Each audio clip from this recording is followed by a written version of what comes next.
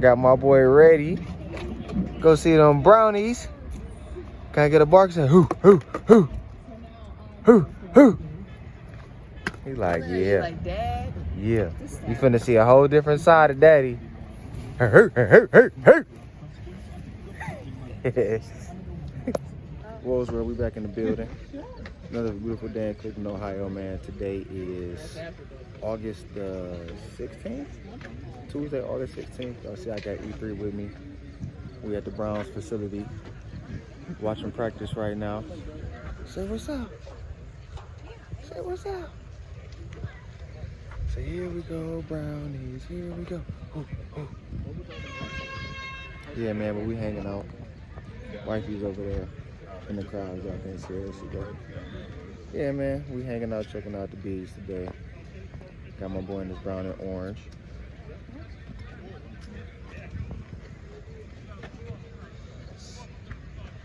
Yeah, it's pretty lit. We out here in Berea, Ohio. Looking at the offensive line right there. Yeah, man, but we just walking in. So like I said, we getting accommodated walking around. It's my first time here, so I really don't know where to go and what order to do it in. So we're gonna figure that out. I'm gonna keep the camera rolling, man. Y'all make sure y'all keep it right here. It says Woe's World. Like, comment, and subscribe, man. We active, baby.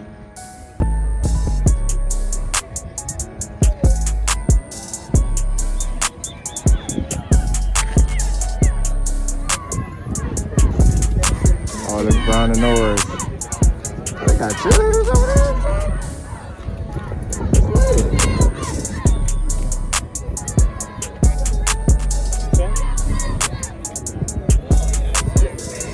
Like, I see 2-4 over there. That's Chubb. Stanton over there. Coop over there. Oh my God, crazy right here.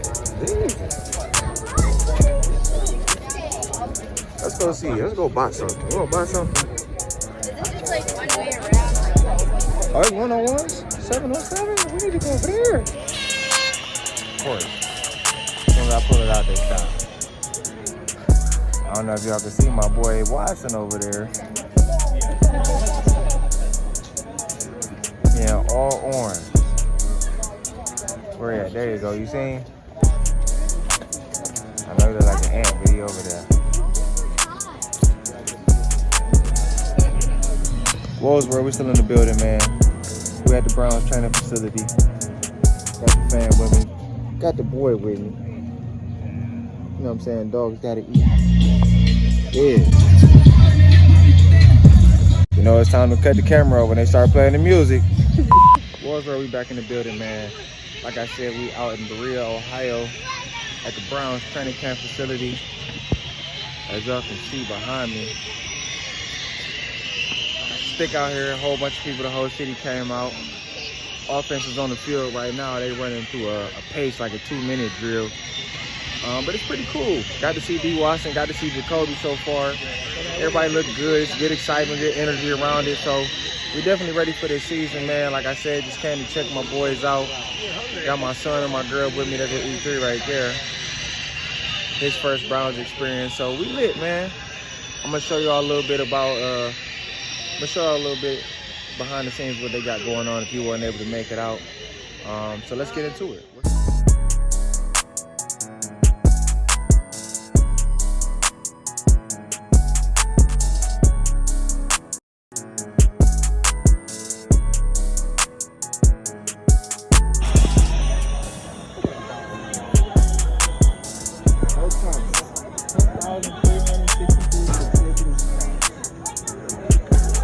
To the Hall of Fame.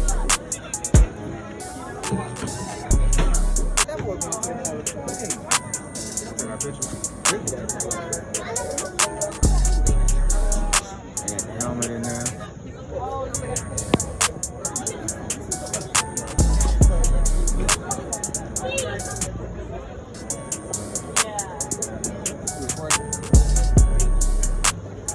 Because y'all know I can run a 4.6. I could probably run a 4.65 today, but I'm not gonna do it. We ain't stretched. We ain't had nothing to eat yet, and I got the baby. You know what I'm saying? But just so y'all know, you heard it here. Woe Eazy can run a 4.6 in forces with the ankle socks. Don't play.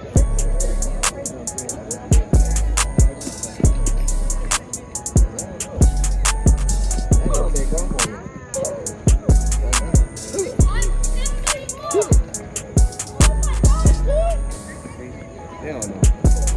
You don't know about my day, for real.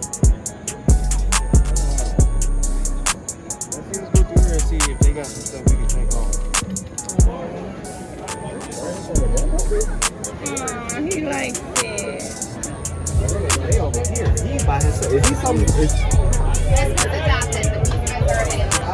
I'm like, why is he by himself? Okay. Yeah, that's what the sign should say. We're drafted. Oh.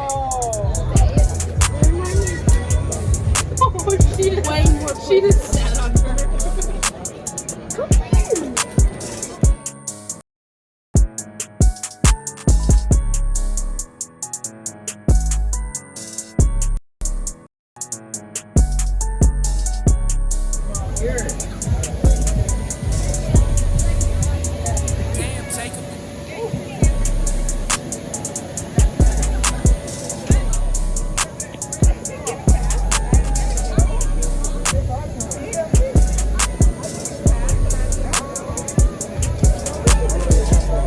My boy, Sue said 6 games.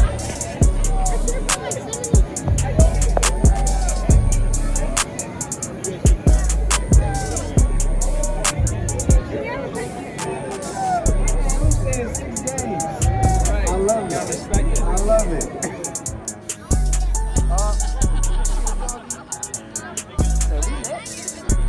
We gonna go see Tom. Damn, Jacob, this shit crack. Yeah. We love you, 28. We love you, 28. Come on, Irish. Oh, Lord.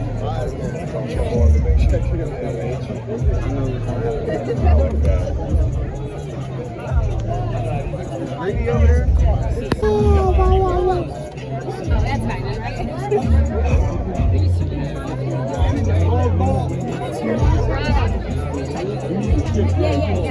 I know those. Keep locking up, baby. Always. Yes, sir. Yes, sir. Dogs gotta eat. Said dogs gotta eat. I got you already. Woe's where we back in the building, man. Damn. Goddamn phone about to die. Hold on.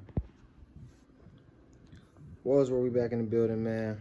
As y'all can see, we made it back home from the training camp, man. My phone died, so I was only able to show y'all a little bit of what we saw, but it was pretty dope, man. I can't complain. Went out there, like I said, with the fam, with my son. It's the first time really being able to see anything football, you know what I'm saying? But y'all know we big Browns fans over here. Y'all see the covers on the couch. I need to clean up a little bit, but that's beside the point, man. So yeah, like I said, we back at the house, and I kind of wanted to just do like a soft recap, you know, just on my experience, my evaluation of the day, like I said, because I didn't really get to record how I usually do, you know what I'm saying? I was in daddy mode, so you know how that go. But yeah, so I mean, final thoughts. It definitely was a eye-opening experience, and I say that for a few different reasons. A, because it's really, well, let me say this. Let me start by saying this. So the training camp, which my girl actually asked me this too. She was like, you know, do all the teams do this? You know what I'm saying? Yes. All 32 teams have the training camp, and I'm pretty sure it's free. And, you know, for every team, for every city, whatever. But the reason I say it was eye-opening because it was eye-opening on as far as society goes, you know what I'm saying? And, you know, being a fan and all of that. And as far as, you know, being a football player. So I'm going to start, like, speaking on as a football player. Like, so, you know, I'm born and raised in Cleveland, Ohio. Been playing football since I was 6, 7 years old. And today was my first time ever at the Browns, not only facility, but training camp. And I kind of had a moment when I was, you know, around the practice. I was just like, why haven't I been here before?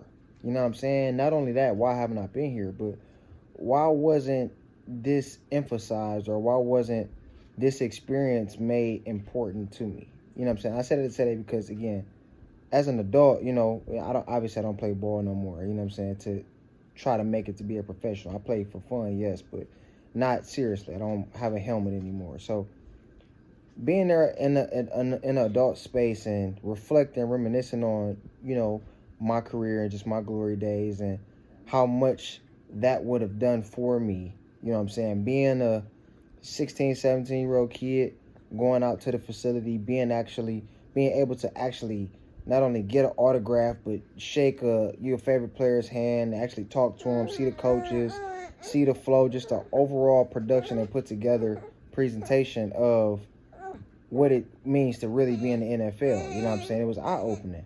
Like I said, me as a 28-year-old man, I'm not playing sports anymore, but I could say, for a 15-year-old kid who saw the same thing I saw today, I would have been monumentally inspired. You know what I'm saying? Like, to me, and don't get me wrong, I've definitely had my fair share of experiences. I've went to multiple colleges to visit, you know what I'm saying, all around the country.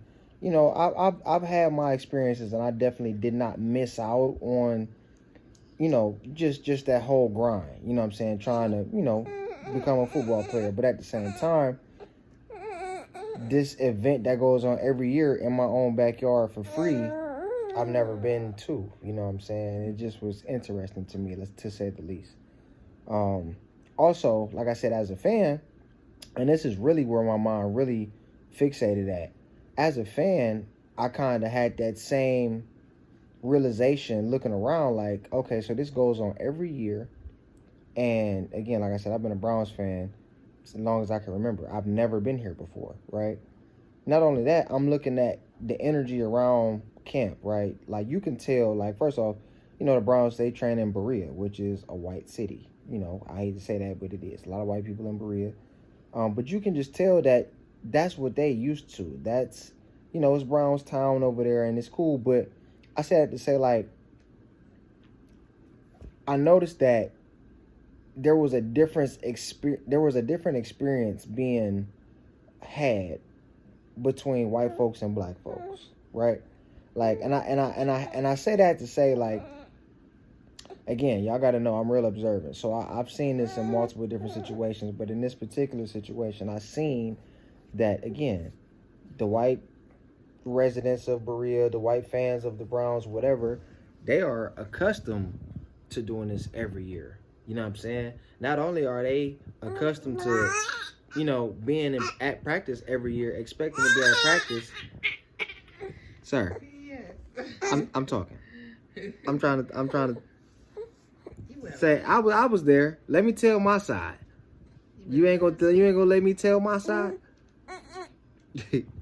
But yeah, you can tell that, this is what they used to doing. You know what I'm saying? Because they super comfortable. And I don't want to toss around like white privilege like that, because it don't need to be tossed around in this situation. But you just can tell that there was an energy amongst the white folks that the black folks didn't have.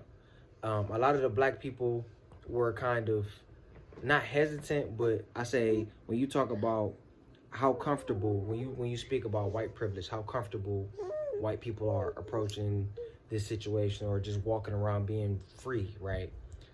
It was different. It was a difference. You know what I'm saying? The black people were a little bit more relaxed, as far as they wasn't rushing to the front of the line. You know what I'm saying? They're a little bit more passive. White folks was out there doing their thing. And it just got me thinking, like,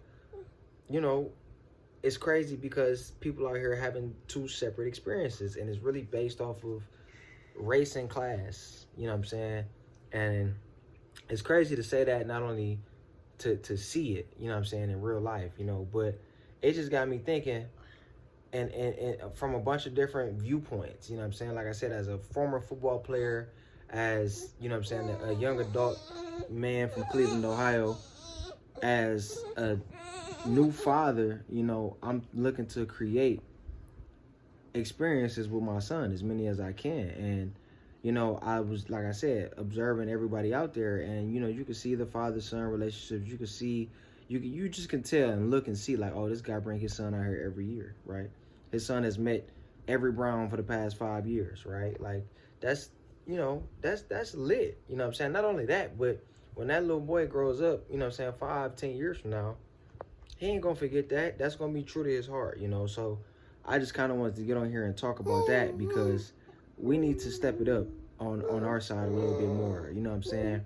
We need to create more experiences and more memories with our kids, with our family members when we going out to do stuff, man, because it really doesn't, it defeats the purpose to, take your kids, take your family out somewhere and not spend the necessary money for them to have a memorable experience, or to take your kids somewhere to have fun, and then other kids that are going to do the same thing end up having more fun than your kids because more money was spent, or whatever, and it actually, I was first introduced to this idea. I was listening to a podcast. I want to say it was my boys over at Earn Your Leisure, but they were just talking about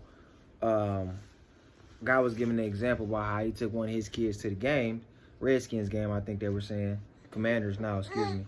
But he was saying it was crazy because, it was people that was up in the nosebleeds, and then there's people that sit on the sidelines, sit courtside, and then there's people that sit on the nosebleeds. But the people that sit courtside, they get to high five LeBron when he walked by. Motherfuckers in the nosebleeds don't get to do that. And it's crazy to say that people in the same building have different experiences, and it really comes down, like I said, to money in class, like it always does. But why we always got to be on the inferior side as black folks? Why we can't never be the ones to go extra, right? I'm gonna give y'all a prime example. So I'm from Cleveland, Ohio. We got an amusement park here called Cedar Point. A lot of people know, Cedar Point is it's just like Six Flags, all of that other stuff, whatever. But they got a thing here called the Fast Lane, and that pretty much is like, above your general admission ticket, you get a Fast Lane ticket, which lets you jump to the front of the line when you go, when you go into the rides. And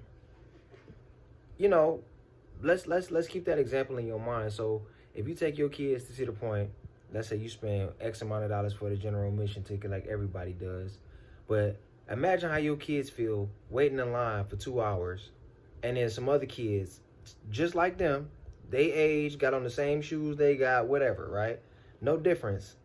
Some other kids end up jumping the line because they got Fast Lane tickets. Now, imagine if, and most kids are not mentally there to, really have this discussion with themselves, but imagine if your kid was like, damn, something ain't right. Why do he get to do this and why I don't? Right? Imagine you had to tell your son or your daughter, because I didn't want to spend this money, because this and that and the third, you know what I'm saying? And, we parents, we run the household, so we do tell, I ain't trying to spend this and that, you know what I'm saying? But at the same time, imagine if your children were to be hurt or hindered by that, or let's say made fun of, right? Let's say they went to school on Monday and the Fast Lane kids was talking like, oh, you had to wait 3 hours in the 3 hour line because you ain't have enough money to get in the fat, you know what I'm saying? So I don't know. I'm just barking up a tree, really. But it just was interesting for me to see that, you know what I'm saying? And I kind of wanted to talk about it and raise that discussion. So I don't know, man. Y'all let me know. Get in the comment box, man. And let's chat. You know what I'm saying? Tell me if I'm right. Tell me if I'm wrong. Tell me if you've seen a little bit what I'm talking about in your lifestyle, in your everyday life, or if not, you know what I'm saying? But I really think it's worth a discussion, you know what I'm saying? Because like I said, when I can think about my childhood and just my family, the people around me, the things that I've seen, the things that I've experienced, and knowing that there's a gap between like the ultimate experience, you know what I'm saying? And it really makes me beg the question, like, would you consider, or why would you take, you know what I'm saying, the mediocre? Why take what you're being offered instead of taking what you want, right? So, I don't know, man. Like I said, y'all let me know. I'm trying to pick y'all brain. I just really wanted to get that off my chest. Like I said, we ain't really get to end the video how we typically do here on Woe's World, but I had to get this off my chest before I, you know what I'm saying, close it up for the day, man. So, y'all make sure y'all stay tuned. This is Woe's World. Like I said, we back with another episode, man. Let them know, 3.